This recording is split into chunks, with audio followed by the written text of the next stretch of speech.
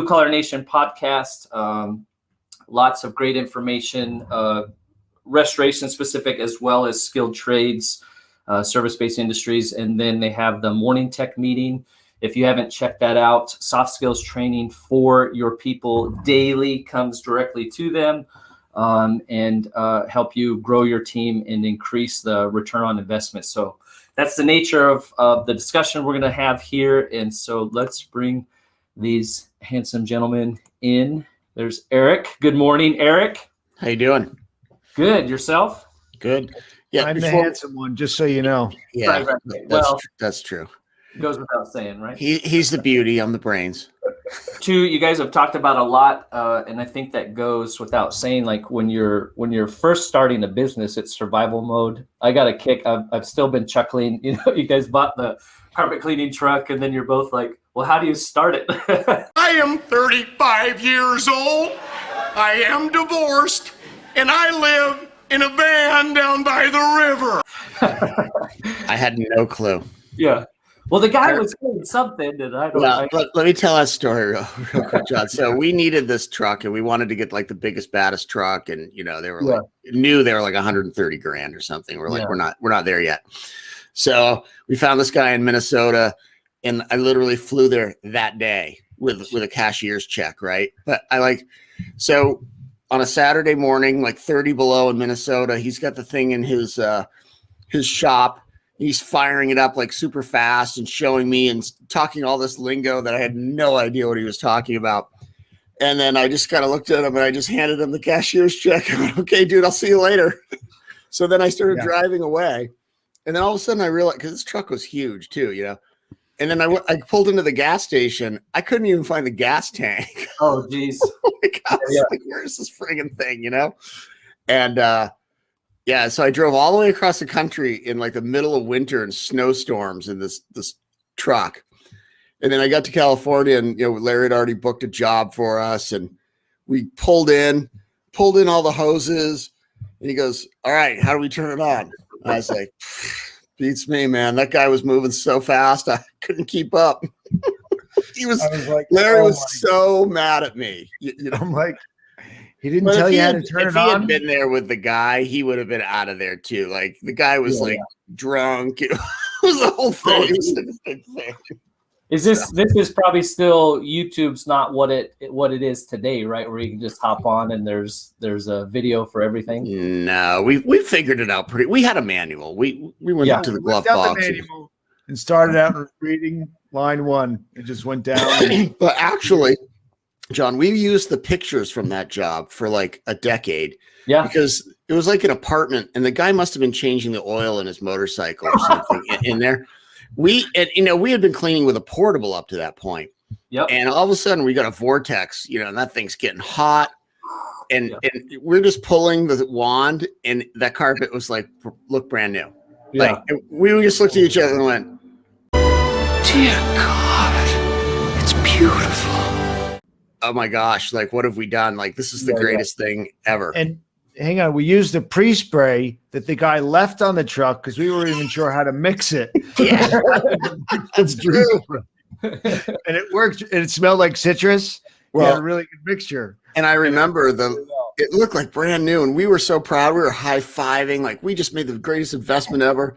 And then the property manager called Larry and complained, and she said it didn't look good enough. Oh. And Larry sent her the before pictures, and she called back and profusely apologized. Yeah, we did the best we could with what you have, right? Yeah. You were like, you know, we're not responsible for your tenant, you know, changing his oil in the living room. Well, it was interesting. I was doing research for another article, and Clean Facts magazine has this benchmarking survey, and I think at least back to 2018, they have the top 5 challenges. Number 1 is recruiting and retaining quality staff. So this is a survey of restoration owners. 2 is maintaining margins of profitability. 3 is cash flow. 4, differentiating your company. And 5, increasing cost of doing business. All of those are basically, you know, pitch lines for what Morning Tech Meeting does, right? As far as, you know, helping you recruit and retain quality staff and on down the list. So what is that? Because exactly like you said, I remember I got hired by a large company for the purpose of training, right? In the office, baby.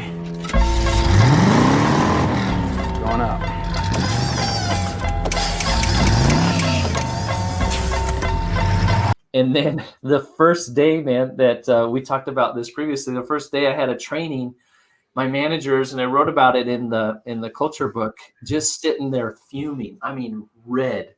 And he goes, "Who?" I didn't know Larry worked there. Yeah. I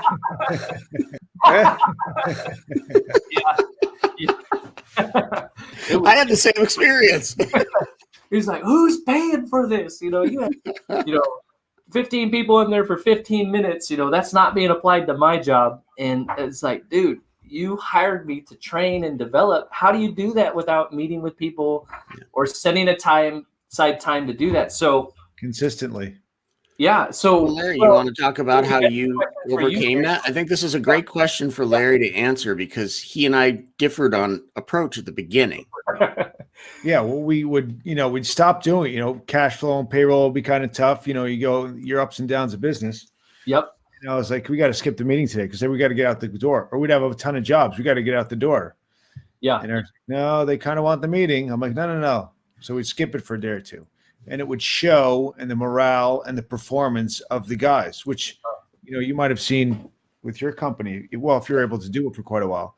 And then when we would skip a couple of days, they would kind of be grumpy and they wouldn't be happy with us. And it would be because what we're really telling them at that point is you're not important anymore. Where are you now that I need you? Couldn't find you anywhere. Yeah. Money's more important than you. Yep. Right. Whereas, I'm going to invest it in you every day until it's inconvenient for me. Right. Right. That you nailed that. I mean, that's got to be. It's. I'm committed to these principles until it impinges on my convenience, right? Or my. Now, look. I mean, we would have discussions. I mean, if we got like at 5 a.m, we got some huge commercial loss and it's all hands on deck, we would be like, guys, we can't meet today. Yep. We're going to take the office staff and they're going to be pushing water with a broom out the back door. They understood that. But if it was just like, oh, we're like busy, but it looks like every other day and it's inconvenient for us, or we're trying to save a couple bucks, they revolted. Yeah. Because once they get used to being invested in, that's a big part of what they like about the job that you have for them. Yeah. I mean, we have guys be like, dude, I could leave and make more money elsewhere, but I'm not leaving because you guys are investing in me as a person, and that's valuable to me. Yeah. And it was part of the routine every day. If their routine got taken off, they were not good. They're like, whoa, why aren't we doing what we're supposed to be doing? Why aren't we doing this? Yeah. And it would just hit them sideways. So we couldn't do that. Yeah. John, can I make a point about, because you started with technical training. We're talking about IICRC stuff, right? Which is great. I'm a proponent. I believe in it. I think it's good. But, and Larry and I come up against this of skeptical owners when we're talking about morning tech meeting. That's not where the majority of your problem is as a home service provider exists, right? And that's why Larry and I started doing the morning meeting every day anyway, because we started looking at like, where are we losing money? Where are we having headaches? Larry has this awesome video that he's got out where he has a fireman's outfit on. Do you wear a fireman's outfit in your service business? I did in my business. I'd be getting calls all the time where I'd have to put my fireman's hat on and take care of it. Because he used to be the fireman, putting out fires all day. And it's like, well, what's the opportunity cost of that? Yeah. Larry's supposed to be the marketing guy.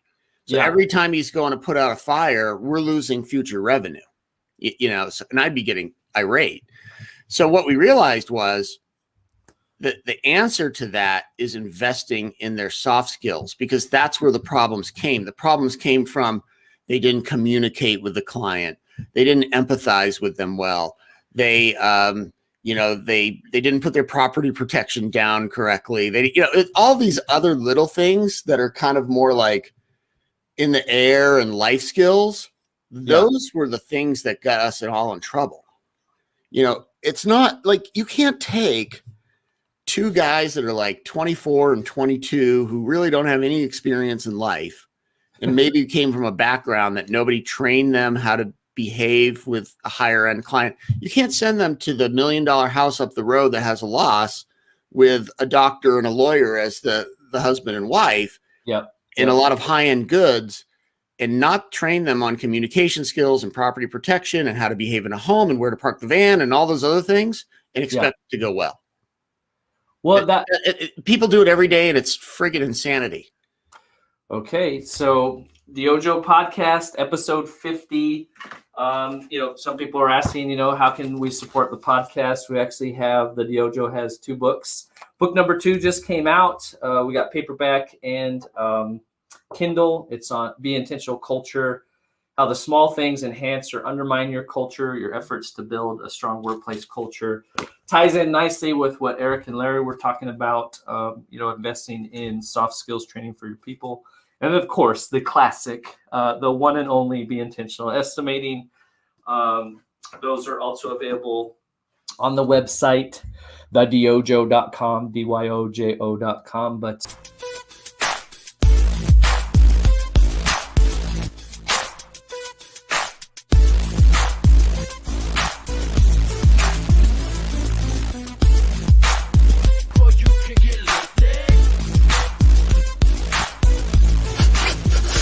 This is the stupidest thing I've ever heard.